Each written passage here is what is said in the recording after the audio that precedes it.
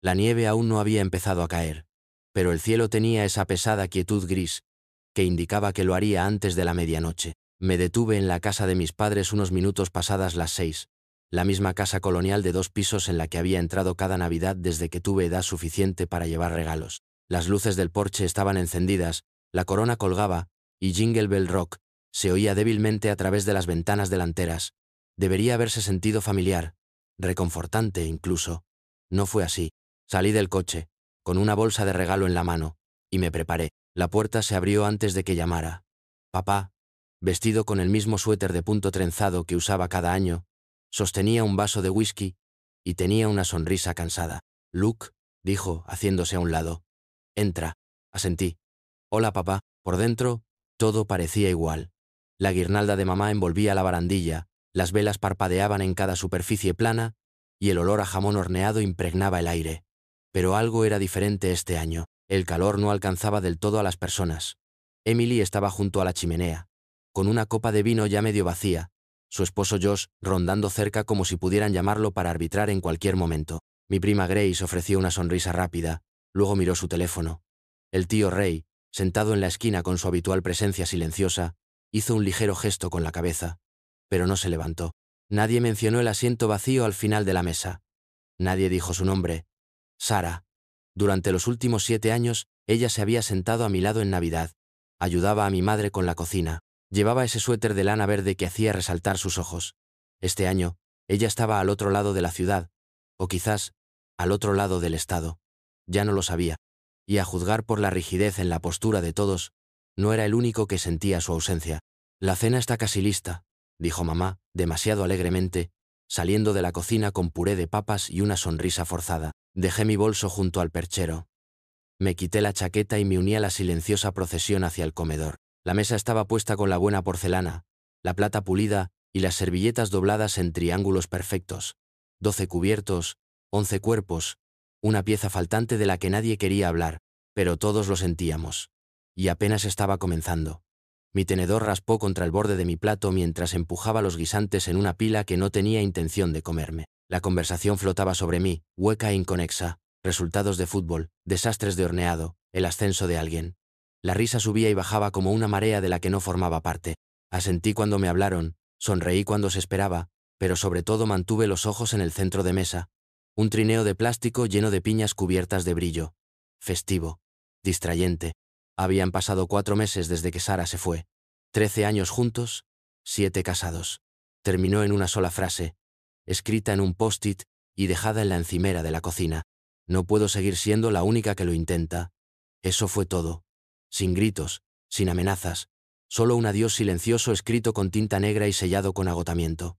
Ella se mudó a la mañana siguiente. La vi marcharse, con una maleta en una mano y la correa de nuestro perro en la otra. No dije ni una palabra. No podía. La familia lo sabía, por supuesto. El divorcio es algo difícil de ocultar cuando tu vida se reduce de repente a un apartamento vacío y un apellido diferente. Pero nadie hizo preguntas. Nadie presionó por detalles. En cambio, caminaban de puntillas a mi alrededor, como si yo fuera un jarrón que alguien ya había roto. Todos, excepto Emily. Ella me había estado observando toda la noche. No discretamente. No amablemente. Su mirada se grababa en el lado de mi cara cada vez que alcanzaba la sal o servía otra copa de vino. No me había hablado directamente desde que llegué, pero sabía que iba a suceder. Ese silencio enroscado que llevaba como una hoja entre los dientes, lista para cortar cuando el momento fuera el adecuado. Mamá me pasó los panecillos sin hacer contacto visual. Papá rellenó su whisky 2 veces antes del postre. El tío Ray se sentó inmóvil, masticando lentamente, con los ojos moviéndose entre mí y Emily, como si estuviera midiendo puntos de presión. Josh ofreció una broma cansada sobre que el pavo estaba sobrevalorado, y todos se rieron demasiado. Todos menos Emily. Y yo. Masticaba. Tragaba. Asentía junto con una historia que no escuchaba.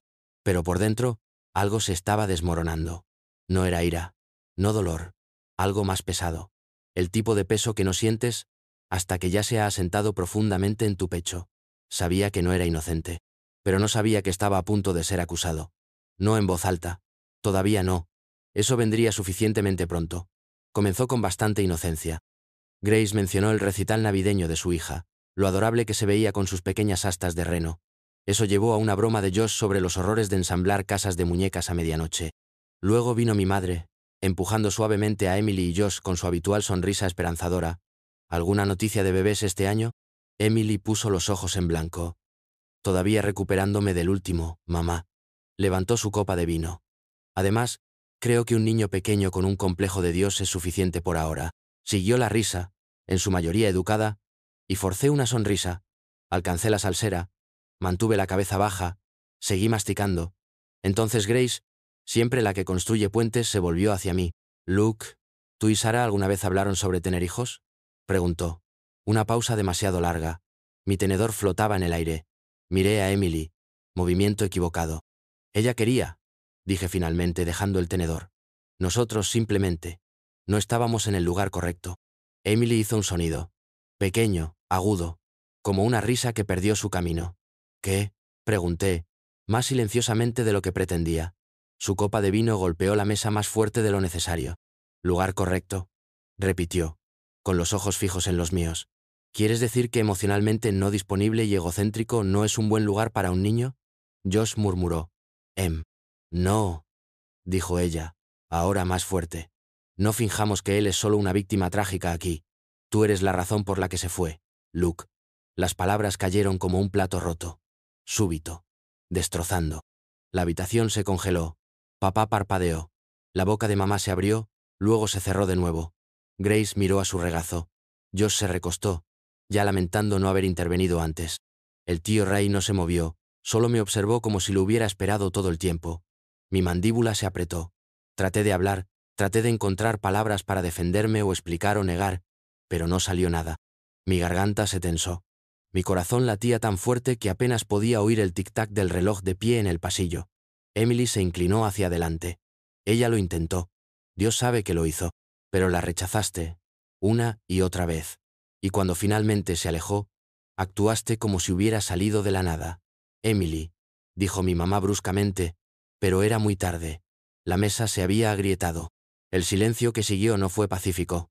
Estaba aturdido, y por primera vez en meses sentí algo más que entumecimiento. Me sentí visto. Y ardía. Lo que pasa con el dolor es que no siempre aparece como uno espera. A veces es fuerte. Gritos, sollozos, portazos. Pero otras veces se arrastra silenciosamente. Como olvidar cómo reír, como dar la espalda en la cama. Como saltarse pequeñas bondades porque estás cansado y asumes que lo entenderán. Así fue al final. No un grito. Un silencio. Comenzó después del aborto espontáneo. Habíamos estado intentándolo durante un año. Sarah trazó ciclos. Leyó libros. Susurró esperanzas en la curva de mi cuello por la noche. Cuando la prueba finalmente dio positivo, ella bailó descalza en la cocina llorando y riendo al mismo tiempo. Recuerdo haber pensado que nunca la había visto tan viva. 8 semanas después, estaba acurrucada en el suelo del baño, sangrando y susurrando. No, no, no, como si pudiera hacer que volviera a existir. La abracé, pero no lloré. No lloré en el hospital. No lloré cuando llegamos a casa. No lloré cuando guardó los libros para bebés. Volví a trabajar al día siguiente. Ella se quedó en la cama. Ella trató de hablar. Preguntó si yo estaba bien. Le dije que estaba bien, que podríamos intentarlo de nuevo más tarde, que estas cosas pasan. Dije todas las cosas correctas, pero ninguna era real. No realmente. La verdad era que algo se había roto dentro de mí ese día. No solo por la pérdida, sino por el miedo que vino después. Miedo de no saber cómo protegerla para que no volviera a doler así. Así que me alejé, poco a poco.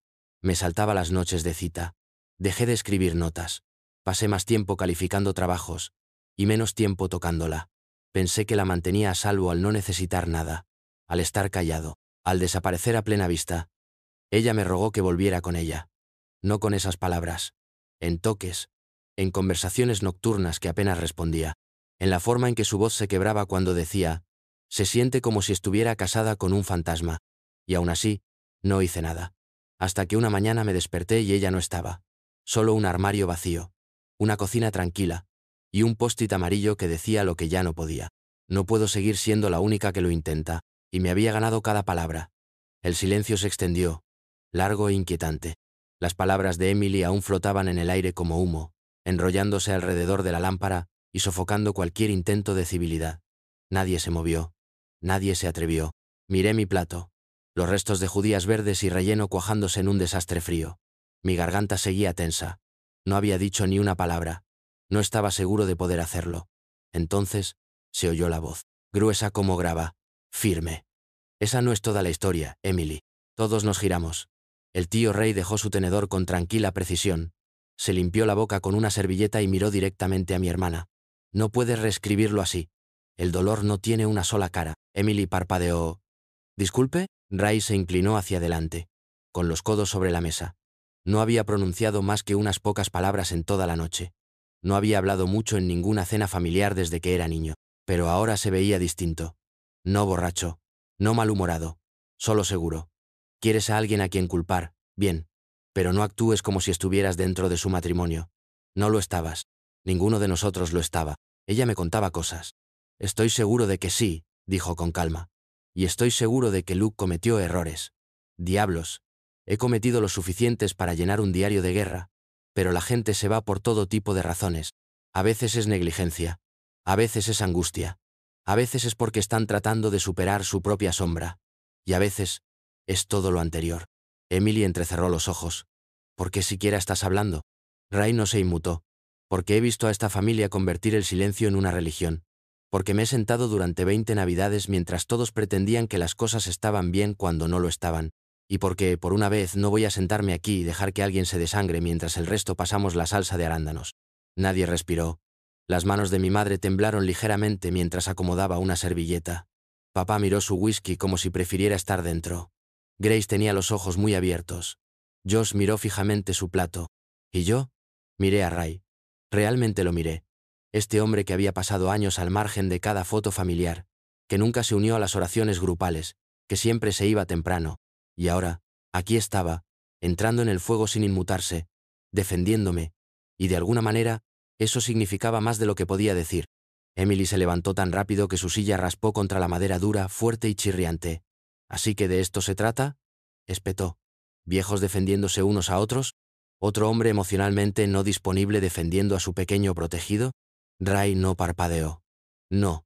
Esto es que yo digo que tal vez no crucifiques a tu hermano en la cena como si estuvieras organizando algún tipo de maldita obra moralizante. Josh extendió la mano hacia el brazo de Emily. Cariño, solo sentémonos. No, interrumpió ella, sacudiéndoselo de encima. Todos han estado caminando de puntillas alrededor de Luke durante meses. Pero la verdad es que dejó que su matrimonio se desmoronara porque no se molestó en aparecer emocionalmente. ¿Y ahora se supone que todos debemos actuar como si fuera un héroe herido? Mi padre golpeó la mesa con la mano. Suficiente. No fue un grito, pero detuvo a todos en seco. Raramente levantaba la voz. Esto no era volumen. Era determinación. Esto es Navidad, dijo lentamente con voz tensa. Este no es el momento ni el lugar. La boca de Emily se abrió, luego se cerró de nuevo. Su pecho se agitó con el tipo de ira que no tenía dónde descargarse. Me levanté.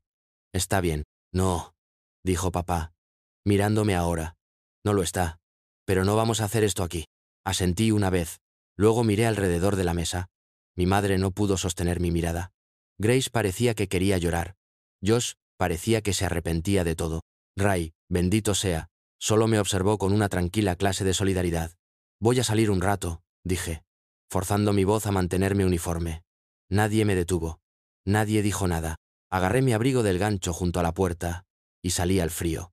La nieve había empezado a caer en copos lentos y suaves, arremolinándose bajo la luz del porche. Bajé por los escalones y entré en el patio, con las botas crujiendo sobre la capa fresca de blanco.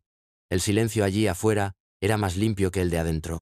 Me quedé de pie allí, respirando, observando mi aliento enroscarse en el aire como fantasmas que escapaban de mis pulmones. Mis manos permanecieron en mis bolsillos. Mis ojos permanecieron fijos en los árboles al otro lado de la carretera. En algún lugar adentro, ya habían pasado al postre. Allí afuera, finalmente podía respirar. La puerta crujió al abrirse detrás de mí, lenta y deliberadamente. No me di la vuelta de inmediato. Sabía quién era. Ray siempre caminaba como si intentara no molestar al suelo. «Te fuiste antes del pastel», dijo. Dejé escapar un aliento, una bocanada de vaho en el aire. No tenía ganas de celebrar. Ray se acercó a mí, con las manos en los bolsillos de su chaqueta de franela desgastada. «¿Te importa si fumo?» No. Él no encendió ninguno, solo se quedó allí, sosteniendo el cigarrillo apagado entre dos dedos como un accesorio, como algo que hacer con las manos. Después de un momento, Asintió hacia un lado de la casa. Vamos. El garaje está más caliente. Caminamos en silencio, con las botas crujiendo sobre la nieve y la grava. Dentro, el garaje estaba tenue, desordenado y familiar. Herramientas en el panel perforado, viejas latas de pintura en una esquina. El calentador traqueteaba débilmente desde encima del banco de trabajo. Ray movió el interruptor, proyectando todo bajo una suave luz amarilla. Se apoyó contra el mostrador, con los brazos cruzados. «Sabes, todo el mundo piensa que seguí soltero porque me gustaba la libertad. La verdad es que nunca la olvidé». Lo miré. No estaba sonriendo. «Se llamaba Yun», dijo. «La conocí en el 73. Ella era amable. Olía a vainilla. Se reía con toda la cara». Hizo una pausa. Había regresado de Vietnam, tratando de ser normal otra vez. Pensé que si mantenía la cabeza baja y no pedía demasiado, tal vez las cosas funcionarían. ¿Qué pasó? Nunca le dije lo que significaba para mí. No realmente. Lo mantuve reprimido. No quería asustarla. No quería parecer débil. Se quedó mirando al suelo. Ella se marchó un día. Dijo que no le parecía alguien que quisiera un futuro. Solo un marcador de posición hasta el próximo despliegue. No sabía qué decir. Así que no dije nada. Ray me miró, con los ojos más claros de lo que los había visto nunca. «Crees que el silencio protege a la gente, pero no es así. Simplemente los deja alejarse más hasta que se van». Tragué saliva con dificultad. «¿Todavía la amas?» Asentí. Tiró el cigarrillo sobre el banco de trabajo. «Entonces, no te mientas a ti mismo sobre lo que salió mal, y no mientas a la gente que se preocupa. Si estás listo para ser honesto», dijo, «deberías ser honesto con todos, incluyéndote a ti mismo». De vuelta en el dormitorio de mi infancia, los mismos carteles despegados, el mismo rasguño en la cómoda de cuando rompí la lámpara. Me acosté en el viejo colchón individual, mirando al techo. La casa se había quedado en silencio. Probablemente lavaban los platos, con el televisor zumbando de fondo, pero todo lo que podía oír resonaba era la voz de Ray dentro de mí. «Sé honesto». Cerré los ojos y la vi otra vez. Sara, de pie en nuestra cocina con harina en la nariz, sosteniendo un libro de recetas y preguntando si podíamos cocinar algo juntos alguna vez. Le dije que estaba corrigiendo ensayos. Ella cocinó sola. Sara, acurrucada junto a mí en la cama una noche, susurrando que sentía que éramos extraños en la misma casa. Besé su frente y dije, «Estás simplemente cansada». Ella se alejó. Sara, sosteniendo mi mano tras el aborto espontáneo, diciéndome que necesitaba que hablara con ella. No para solucionar nada. Solo para hablar. Dije, «No hay nada que decir», pero sí lo había. Simplemente no sabía cómo expresarlo. Hubo muchos momentos como ese, conexiones perdidas, palabras no dichas, puertas por las que podría haber caminado, pero no lo hice. Ella me estaba alcanzando una y otra vez, y cada vez encontraba una razón para mantenerme justo fuera de su alcance. Trabajo, estrés, fatiga, dolor. Los usé como armadura y lo llamé superación. Pero la verdad era que tenía miedo. Miedo de que si me abría, aunque fuera un poco, todo se desbordaría, y ella vería el desastre que realmente era. Pensé que guardármelo todo me hacía fuerte, me hacía un hombre. Lo que realmente hizo fue aislarme. Recordé el día que se fue, cómo se había detenido en la puerta. Me miró como si quisiera que la detuviera, que dijera algo, cualquier cosa. Pero me quedé allí parado, congelado, viéndola alejarse como si estuviera pasando en la televisión, como si no fuera mi vida la que se desmoronaba. Y me había dicho a mí mismo que ella se rindió demasiado pronto. Pero ahora, acostado aquí en la oscuridad con los ecos de un matrimonio arruinado enrollándose a mi alrededor como humo, lo sabía mejor. Ella no se rindió. Simplemente se cansó de intentarlo en soledad. Dentro de la cocina, el estrépito de los platos se había calmado. Emily estaba de pie junto al fregadero, mirando por la ventana hacia la nieve que caía, con una copa de vino en una mano. Su madre limpió la misma sección de la encimera por tercera vez, sin saber si decir algo o simplemente dejar pasar el momento como siempre hacían. «No debería haberlo dicho así», murmuró Emily al final. «¿Entonces por qué lo hiciste?», preguntó su madre suavemente. Emily se dio la vuelta. Su voz era baja, pero firme. «Porque nadie más lo haría. Todos tratan a Luke como si estuviera roto, pero Sara no se fue porque él estuviera roto, se fue porque él estaba ausente». «Cariño». «No», interrumpió Emily. «No la viste, mamá». «Yo sí. Ella vino a mi casa 2 días antes de irse. Se sentó en mi sofá y lloró por 1 hora. Dijo que sentía que estaba casada con un hombre hecho de humo, que cada vez que lo alcanzaba, él desaparecía». Su madre dejó el trapo, con los ojos húmedos.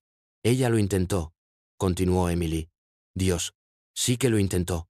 Después del aborto espontáneo, ella le rogó que hablara, que se afligiera con ella, que simplemente estuviera allí. Y él no lo hacía. No es que no pudiera. No lo hacía. Se cerró, como si fuera el único que hubiera perdido algo, como si ella tampoco lo hubiera perdido. Su voz se quebró entonces, y tomó otro sorbo de vino para estabilizarla. Ella me preguntó una vez, susurró Emily, si él alguna vez realmente la vio, no solo las partes buenas, sino las partes reales y dolorosas. Y no supe qué decir, porque no pensé que lo hiciera. Su madre dio un paso adelante, extendió la mano hacia la suya, pero Emily se apartó suavemente. No estoy tratando de lastimarlo, dijo, pero no voy a pretender que era inocente. Él la abandonó en su dolor. Y luego se quedó en las ruinas y actuó sorprendido de que ella se alejara. Su madre no habló. Simplemente se quedó allí, el peso de todo presionando a ambos. Él no era un monstruo, dijo Emily, pero él la hacía sentir invisible, y a veces, eso es peor. Cuando volví a entrar, la calidez de la casa golpeó como una ola. Me quité el abrigo lentamente, con la nieve aún derritiéndose en mis hombros.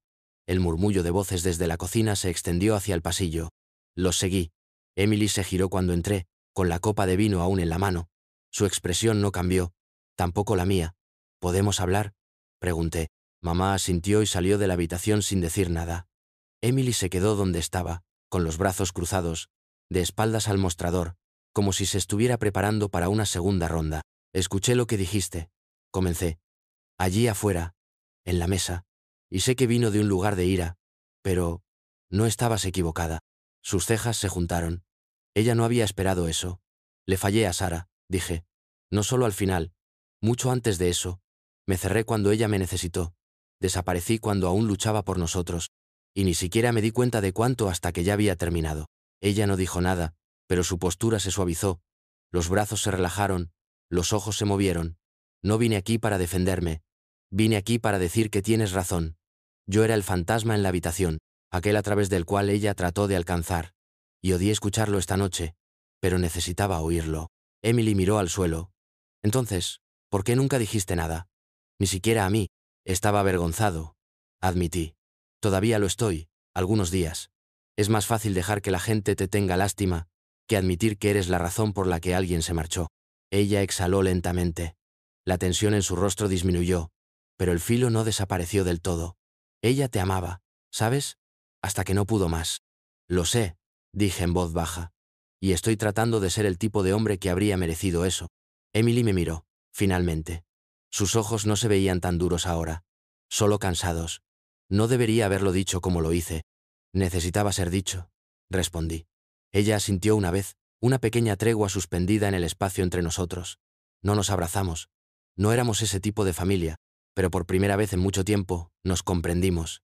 Y tal vez eso era suficiente. Más tarde esa noche, después de que los platos fueron lavados, las sobras empacadas y el resto de la familia se había dispersado a sus habitaciones o sofás, encontré a Emily en la sala de estar. Ella estaba sentada acurrucada en un sillón mirando su teléfono, con una manta sobre las piernas.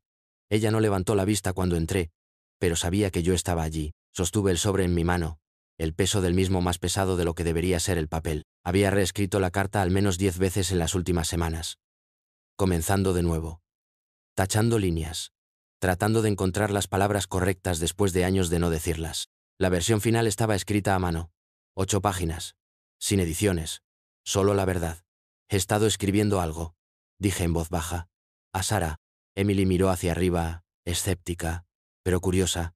No espero nada de ella, continué. No perdón. No una segunda oportunidad. Solo necesitaba que ella supiera todo lo que no dije cuando debí haberlo hecho. Ella no habló, pero su mirada se mantuvo firme. Le dije cuánto lamento haberla excluido, cuánto lamento haber permitido que el miedo se convirtiera en un muro. Escribí sobre el aborto espontáneo, sobre cómo pensé que el silencio nos protegería, pero todo lo que hizo fue sepultarnos. Escribí sobre cómo ella merecía más, mejor, y cómo lo sé ahora. Le extendí la carta. Si todavía hablas con ella, ¿le darías esto? Ella lo miró fijamente por un largo momento. Luego extendió la mano y lo tomó sin decir palabra. Lo guardó suavemente en su bolso como si fuera algo frágil. Ella está en Baltimore ahora, dijo finalmente, trabajando en una clínica. ¿Alquila? Un lugar cerca del puerto. Asentí. Ella lo leerá, agregó Emily con la voz más suave ahora. Puede que ella no responda, pero ella lo leerá. Eso es suficiente, dije. Tiene que serlo. Nos sentamos en silencio por unos minutos. El fuego se había apagado, y el único sonido era el suave zumbido del calefactor. Algunas verdades llegan muy tarde para cambiar el pasado, pero a veces, solo decirlas en voz alta, es ya un comienzo.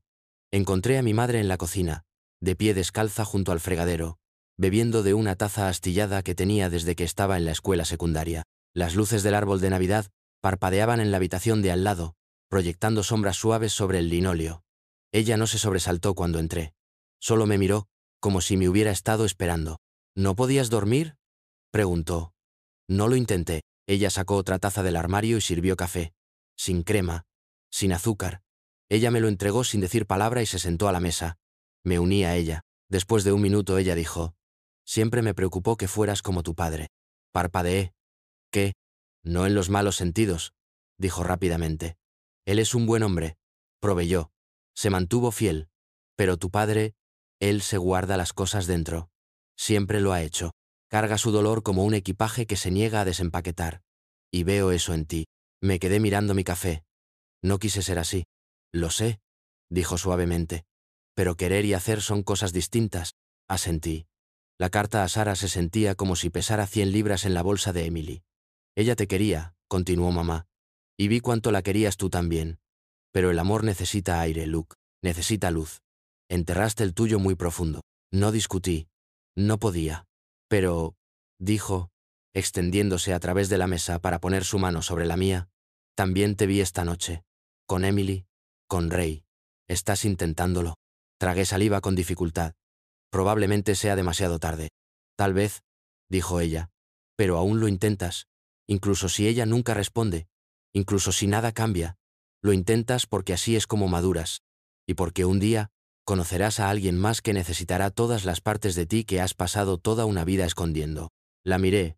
A esta mujer que había cargado tanto sin quejarse, que había visto a su hijo retirarse dentro de sí mismo, y nunca dijo nada. «Gracias», dije. Ella apretó mi mano una vez. Luego se levantó y besó la parte superior de mi cabeza. «Los hombres buenos no son perfectos», susurró, «pero lo intentan, y creo que estás empezando a hacerlo». Mientras se alejaba, miré por la ventana hacia la oscuridad. La nieve aún caía, suave y constante. Tal vez mañana lo intentaría otra vez. El sobre llegó un miércoles por la tarde, entre una oferta de tarjeta de crédito y una factura de calefacción, sin dirección del remitente. Solo mi nombre, escrito con la cursiva de Sara al frente. Lo miré fijamente durante un buen rato antes de abrirlo, con las manos temblando de una manera inesperada. Ya sabía que ella había leído la carta. Emily me había enviado un mensaje de texto 2 días antes con un simple. Ella lo recibió. Pero esto era más de lo que esperaba. Dentro había una sola hoja de papel, sin saludo ni despedida. Solo su voz, firme y clara, en unas pocas líneas medidas. «Leí tu carta 2 veces. Una vez entre lágrimas, una vez con un bolígrafo en la mano, subrayando las partes que necesitaba recordar. Gracias por decir lo que no pudiste antes. Necesitaba eso más de lo que me daba cuenta. Quiero que sepas que he encontrado la paz, no en olvidarte sino en perdonarte.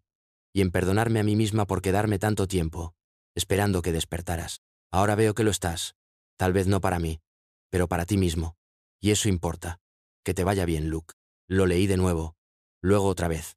Luego lo doblé cuidadosamente y lo coloqué en el cajón donde guardaba fotos antiguas, cuadernos a medio llenar y la caja del anillo que aún no había tirado. No había promesas en su carta. Ninguna puerta quedó entreabierta. Pero había algo más. Una especie de respeto silencioso. Un asentimiento de alguien que te había visto en tu peor momento y aún creía que eras capaz de más. No lloré. No me derrumbé. Simplemente me senté en el borde de la cama. Inhalé. Exhalé. Y por primera vez desde que se fue, sentí el suelo firme bajo mí. No porque ella fuera a volver, pero porque finalmente entendí por qué tenía que irse. Y por qué no quería seguir siendo el mismo hombre que dejó atrás. 2 semanas después de Navidad, me senté en el consultorio de un terapeuta, tratando de describir toda una vida de silencio, en menos de 50 minutos. Su nombre era Dra. Mercer, de mediana edad. Usaba aretes gruesos y no interrumpía. Me agradó de inmediato. Le conté sobre el aborto espontáneo, sobre Sara, sobre cómo mi infancia me enseñó que las emociones eran privadas, como contraseñas, que la vulnerabilidad significaba un riesgo, que cerrarse se sentía más seguro que abrirse. Ella asintió, tomó notas, A veces ofreció reflexiones silenciosas. Nunca juzgaba. Solo espacio. No dije todo en la primera sesión, pero dije lo suficiente. La semana siguiente, me uní a un grupo de escritura local. Nada elegante. Solo 7 extraños en el sótano de una iglesia cada jueves por la noche, garabateando historias sobre el amor, la pérdida y todo lo demás. Al principio, no compartí la mía. Entonces, una noche, leí en voz alta un breve fragmento sobre 2 personas que hablaban idiomas emocionales diferentes y dejaron de intentar traducirse. Nadie aplaudió, pero alguien en la parte de atrás asintió y susurró. Sí. Eso fue suficiente. En la escuela, empecé a quedarme después de hora, ayudando a los estudiantes que no encajaban del todo. Niños tranquilos con demasiadas cosas en la cabeza y pocas palabras para expresarlo. Empecé a tener sesiones individuales, escuchando más que hablando yo. Le dije a un estudiante, un chico llamado Evan. A veces, escribir es donde dices las cosas que no puedes decir en voz alta. Me miró como si le hubieran dado una linterna en la oscuridad. Entonces, una tarde, recibí un mensaje de voz del tío Ray. Noche de cuentacuentos, veteranos y civiles. El próximo viernes. Les dije que tienes algo que contar. No me hagas quedar como un mentiroso. Casi lo borro. Entonces lo reproduje de nuevo. Y otra vez. El próximo viernes, me paré en un círculo de sillas plegables en un tranquilo centro comunitario. Ray se sentó cerca de la parte trasera, con los brazos cruzados, asintiendo como si todo esto fuera perfectamente normal. Leí una historia que había escrito llamada El fantasma en la mesa de la cena. No trataba de Sara, no directamente, trataba del silencio, y de la nieve, y del costo de no decir las cosas que importan hasta que es demasiado tarde. Después, alguien preguntó si era verdad. Solo dije, lo es ahora. La nieve había empezado a caer temprano esa mañana, ligera al principio, luego constante, cubriendo la acera, la entrada, las grietas en el pavimento, como si el tiempo hubiera borrado suavemente un año de desgaste. Me detuve en la casa justo antes de las 5, con los faros cortando el césped cubierto de blanco. La misma casa colonial de 2 pisos. Las mismas luces del porche brillando, la misma corona en la puerta. Pero esta vez se sintió diferente. O tal vez yo sí. Dentro, el aire era cálido y familiar. La risa llegaba desde la sala de estar, donde los niños de Grace estaban enredados en papel de regalo y azúcar. Josh estaba jugando con el estéreo. El tío Ray estaba en su silla habitual junto a la chimenea, bebiendo ponche de huevo, y sonriendo como si supiera algo que el resto no sabíamos. Colgué mi abrigo y entré en el comedor. La mesa estaba puesta con la misma buena porcelana, las servilletas dobladas en triángulos de nuevo. Pero este año, cada asiento estaba ocupado. Ningún lugar vacío para recordarnos a quién echábamos de menos, solo espacio para quien se había presentado. Emily entró desde la cocina trayendo un pastel. Me miró, dudó un segundo. Luego se acercó. «Oye», dijo. «Oye». Ella dejó el pastel y se aclaró la garganta. Solo quería decir, gracias, por el año pasado, por no cerrarte, por ser dueña de ello. Asentí. Lo decía en serio. Lo sé, dijo. Entonces más silenciosamente, todos estamos mejor por eso. No nos estábamos abrazando a la gente, aún no lo eran, pero su mano rozó la mía al pasar, y fue suficiente. Después de la cena, mientras los niños abrían rompecabezas, y Ray contaba una historia sobre cómo incendió un Humvee por accidente, mamá me dio un pequeño sobre. «Esto llegó para ti esta mañana», dijo. Reenviado desde la escuela. Era color crema, sin dirección de remitente, pero reconocí su letra al instante. De Sara. Dentro, había una tarjeta, sin diseño elaborado, sin fotografía. Solo un fondo blanco y 5 palabras escritas a mano con tinta azul suave. Me alegro de que encontraras tus palabras. Sin puntuación, sin firma. Solo eso. La doblé con cuidado y la deslicé al bolsillo de mi chaqueta. No necesitaba nada más. Afuera, la nieve seguía cayendo, silenciosa y constante, suavizando los bordes de todo. Me senté junto a Ray cerca del fuego, dejando que el calor penetrase, escuchando el murmullo de satisfacción a mi alrededor. Hace un año, había dejado esta casa cargando 1000 libras de silencio. Esta noche, no dejé nada por decir. Esta historia fue brutal, pero la del lado derecho es aún más demente.